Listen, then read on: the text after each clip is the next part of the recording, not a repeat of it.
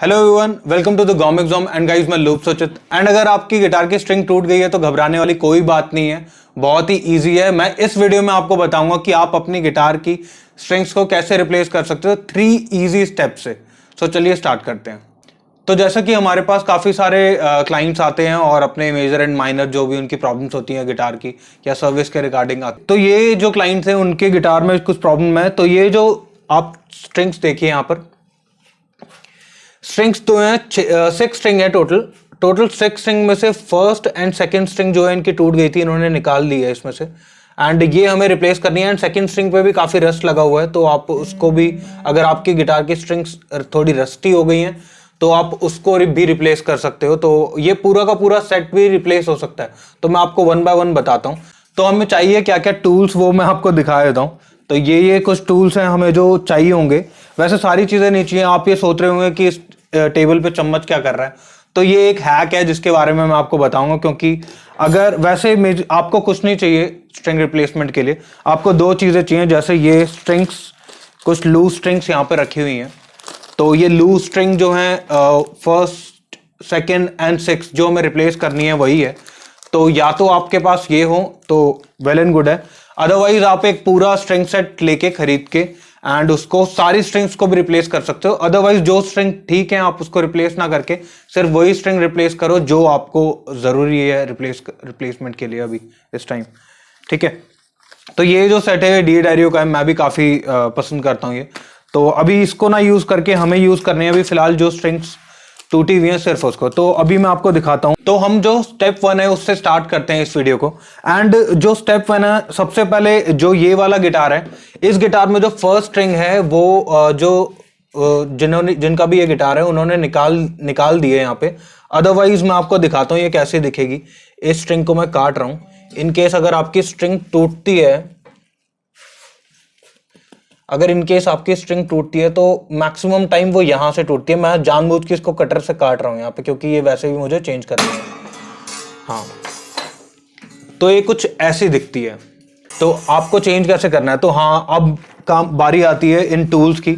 तो सबसे पहले आपको टूल कुछ नहीं चाहिए। वैसे तो ये टूल आइडियल टूल है जिसको हम यूज करते हैं। इसमें कटर एंड वाइंडर दोनों चीजें होती हैं। एंड ये नॉब निकालने के भी काम आता है। तो बेसिकली ये टूल आइडियल टूल है। अगर आपको ये टूल परचेज करना है तो डिस्क्रिप्शन में लिंक अवेलेबल है, तो आप वहां से जाके परचेज कर सकते हैं। ये होना ही चाहिए अगर आप लॉन्ग टर्म के लिए गिटार यूज कर रहे हो तो। अदरवाइज सबके घर में प्लास तो होता ही है, मैक्सिमम के घरों में होता ही है। तो प्लास से हमें क्या करना है, प्लास से हमें इस नॉब को, ये जो नॉब दिख रही है आपको जिसमें भी तार जुड़ी हुई है, ये सेकंड स्ट्रिंग इससे जुड़ी हुई है एंड फर्स्ट स्ट्रिंग का ही है, तो आपको इससे यूं निकाल देना है। तो ये नॉब कुछ ऐसा दिखता है। तो ये निकालने के बाद कुछ नहीं करना है। इसके बाद पहले तो स्टेप 1 हम फॉलो कर रहे हैं। स्टेप 1 में आपको ये नॉब जो है वो सबकी निकाल लेनी है। तो अगर आपके पास प्लास है तब तो आप सीधा ऐसे इसको प्लग करके निकाल सकते हैं। अदरवाइज ये टूल होता तो आप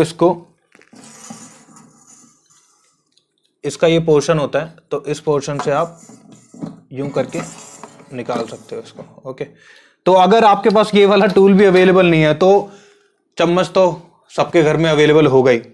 तो चम्मच से कैसे निकाल सकते हो आप, तो चम्मच से आपको कैसे निकालना है, ये वाली जो साइड है उसको आपने यूं करके धीरे धीरे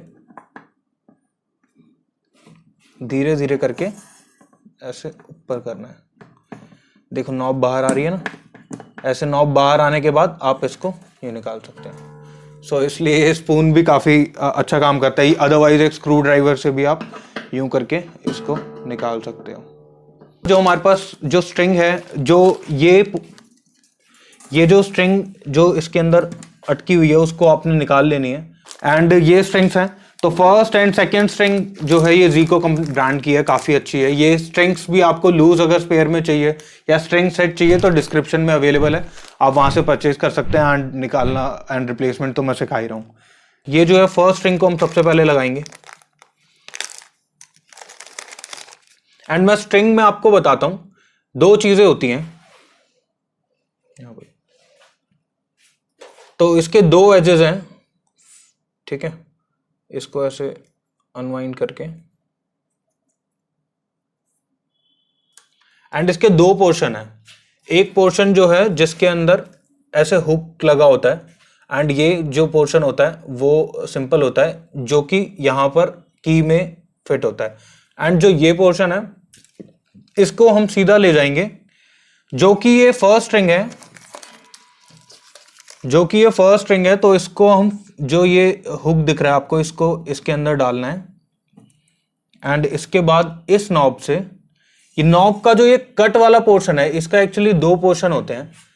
एक तो ये पूरी साइड से राउंड होता है एंड बीच में यहाँ पे एक कट होता है। तो कट वाली साइड को आपको यूं फिट करना है इसको। ओके, ये आगे की तरफ रहेगा कट वाली जो साइड है, एंड इसको आपको थंब से प्रेस कर देना है, खत्म। तो ये हमारी फर्स्ट स्ट्रिंग जो है वो लग गई है। ठीक है, ऐसे ही हम सेकंड एंड सिक्स स्ट्रिंग को लगा देंगे। सेकंड भी मैं आपको दिखा देता हूं।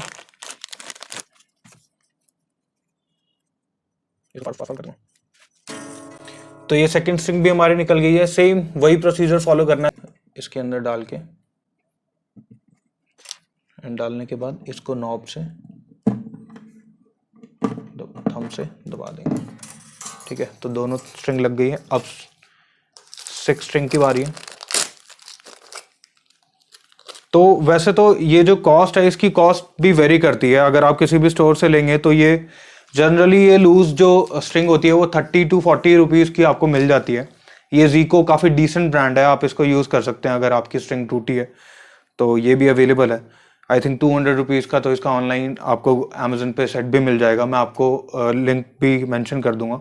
अदरवाइज मेरी रिकमेंडेशन तो हमेशा DADARIO या अर्नी बॉल रहती है।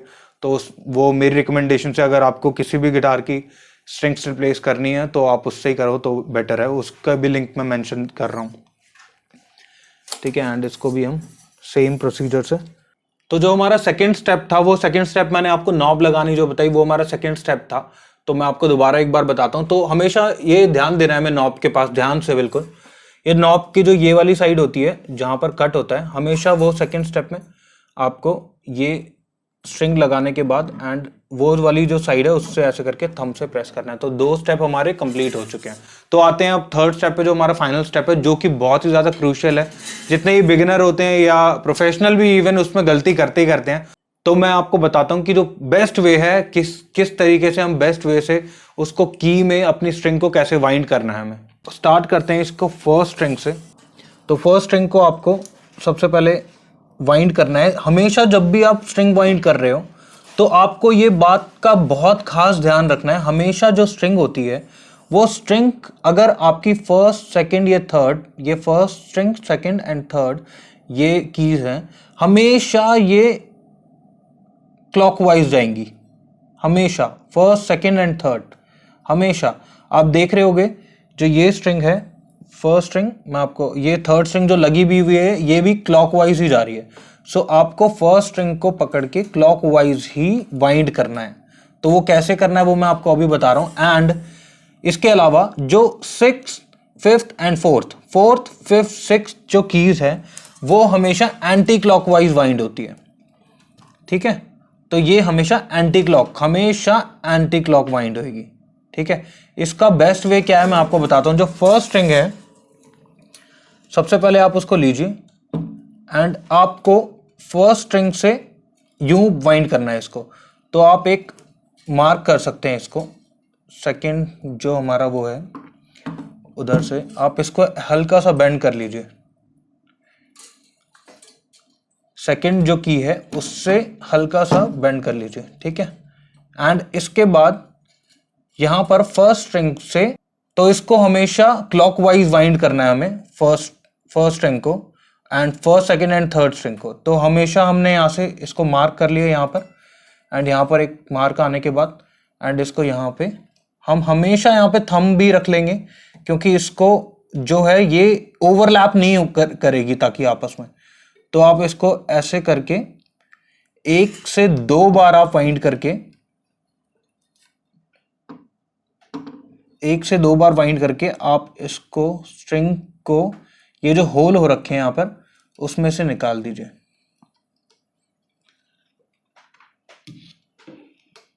ठीक है, ऐसे निकालने के बाद आपको इसको टाइट करना है।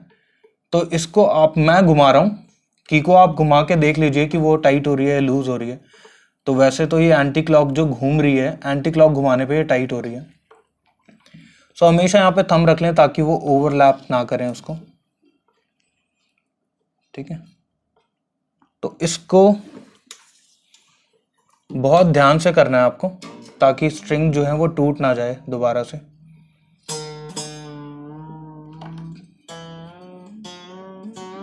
तो कोशिश करो यहाँ पे कि आप ट्यूनर का यूज करो एंड देखो कि वो ई नोट से ऊपर ना चली जाए। बस इसको थोड़ा सा टाइट करके आप अभी छोड़ दीजिए।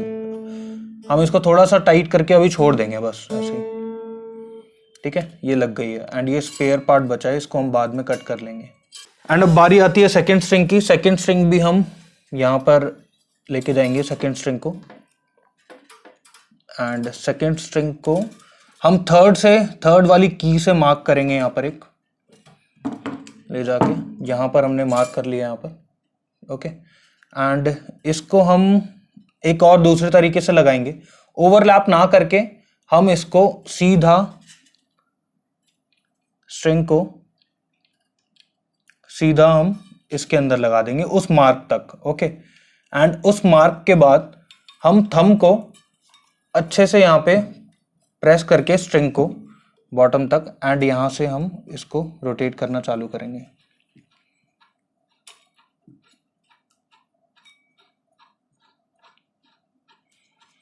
एंड अब यहाँ पे काम आता है ये टूल। ये जो टूल है वो इसको वाइंड करने के लिए भी बहुत अच्छा टूल है। आप इसको जल्दी से कर सकते हैं टाइट। तो ये जो पोर्शन है इसको ये की में ऐसे होल्ड हो जाएगा एंड इसके बाद हम इसको इजीली टाइट कर सकते हैं।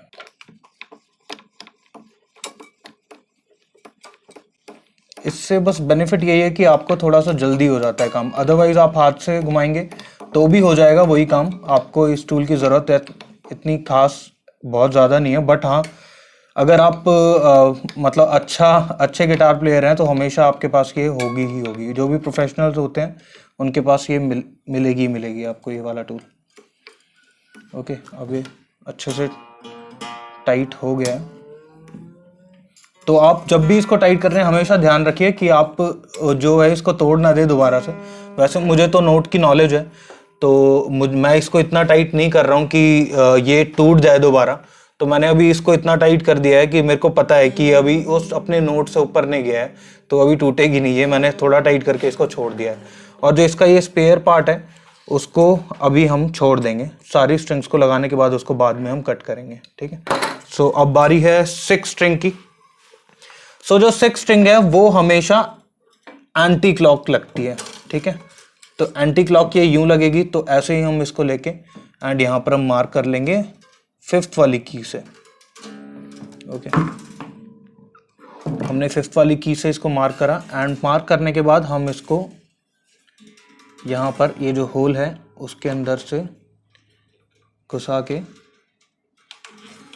एंड उस मार्क तक ले जाएंगे, ठीक है। उस मार्क तक ले जाना है एंड उसके बाद सेम स्टेप जो उसमें थे एंड उसके बाद हमें यहाँ से थंब से इसको प्रेस कर लेना है बॉटम तक एंड उसके बाद मैं इस बार हाथ से कर लेता हूँ आपको दिखाने के लिए।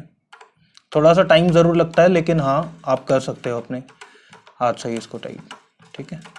सो आपको ये ऐसे टाइट करना है। सो ये अभी आप देख पा रहे होगे यहाँ पर जो स्ट्रिंग है काफ़ी ढीली है लेकिन ये धीरे धीरे टाइट हो जाएगी, ठीक है। एंड जो वाइंड देख रहे हो आप, ये वाइंड बिल्कुल परफेक्ट होएगी हमेशा। यहाँ पर देखो ये वाइंड जो है हमेशा बिल्कुल एक्यूरेट होएगी। और मैंने जो गलती करी थी फर्स्ट स्ट्रिंग में, आपने ध्यान दिया हो तो मैंने गलती जो करी है वो आपको उसका नतीजा देख रहे हो कि जो मैंने पहले वाइंड करी थी इस हुक में डालने से पहले ही मैंने वाइंड कर दी है। मैंने गलती जानबूझ की करी ताकि मैं आपको दिखा पाऊँ कि जो बिगिनर होते हैं और इंटरमीडिएट इवन प्रोफेशनल्स भी ऐसे नहीं लगाते।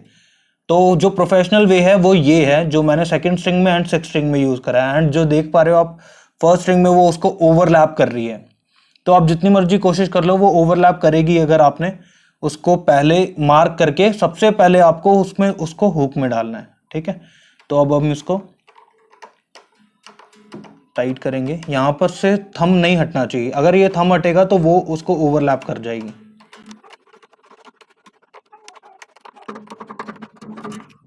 सो कभी कभार जैसे आप टाइट करते हैं यहाँ पे, तो ये देखिए यहाँ पर जो नॉब है वो ऐसे बाहर को निकलने लगी। तो आपको इस चीज़ का ध्यान रखना है, हमेशा नॉब ऐसे निकल के कभी कभार गिर भी जाती है, तो दोबारा से इसको आपको थंब से प्रेस करके इसको अंदर कर देना दोबारा, फिर दोबारा से आप इसको टाइट कीजिए। अभी ये अच्छे से टाइट नहीं हुई है।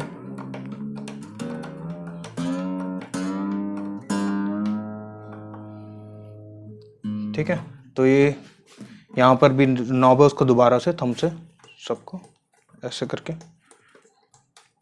टाइट कर दीजिए। एंड अब बारी आती है जो ये स्पेयर स्ट्रिंग्स हैं उसको हमें निकालना है। ये जो टूल है ये बेस्ट टूल है इस जो स्पेयर स्ट्रिंग है उसको कट करने के लिए, तो इसी टूल से कर सकते हैं हम। बाकी अगर आपके पास ये टूल नहीं है, बट इससे बहुत ज़्यादा फाइन नहीं होगी, मैं आपको फिर भी, अगर आपके घर में प्लास अवेलेबल है तो इनफ है। सो आप प्लास को जो ये स्ट्रिंग का जो बिल्कुल जो मैक्सिमम इसको जितनी आगे तक ले जा पाओ आप उतनी आगे तक इसको ले जाओ एंड उसके बाद कट कर दो इस पोर्शन को। ठीक है, बट आप देख पा रहे होगे यहाँ पर जो पोर्शन है अभी भी थोड़ा सा यहाँ पर बचा हुआ है, तो हमेशा हमें थंब से इसको प्रेस कर देना आप इसको, ताकि वो नीचे की तरफ चले जाए एंड आपके बैक को डैमेज ना करें। ठीक है, तो इसमें बस यही प्रॉब्लम है, बस आपके इस प्लास से रिप्लेसमेंट करने का, कि आपके पास थोड़ा सा पोर्शन बच जाएगा। अदरवाइज आपके पास ये टूल है तो वो भी नहीं बचेगा। मैं आपको दिखा देता हूं, जैसा कि आप देख पा रहे हैं इधर थोड़ा सा ये बच गया पोर्शन है ना, तो हम इसको इस टूल से कट कर देंगे पूरा।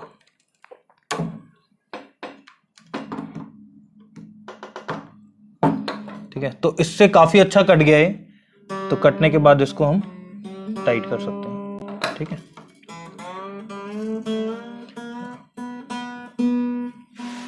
एंड अब बारी आती है फर्स्ट स्ट्रिंग की, तो फर्स्ट स्ट्रिंग को भी हम बिल्कुल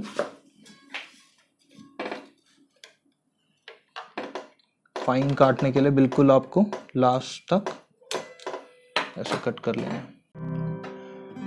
तो मैंने इसको स्टैंडर्ड ट्यूनिंग पे ट्यून कर लिया है। एंड आपको हमेशा जब भी आप ट्यूनिंग कर रहे हैं, जितने भी बिगिनर हैं या इंटरमीडिएट हैं, मैक्सिमम टाइम इसको हम तभी तोड़ते हैं जब हम इसको इसके खुद के नोट से ज़्यादा ट्यून कर देते हैं। तो आपको प्लीज़ ट्यूनिंग जो है बहुत ही ज़्यादा आपको देख के एंड बहुत ही आराम से बैठ के करनी है। एंड अगर आपको ट्यूनिंग करनी नहीं आती तो प्लीज़ इस आई बटन पे जाके आप ट्यूनिंग सीख सकते हैं।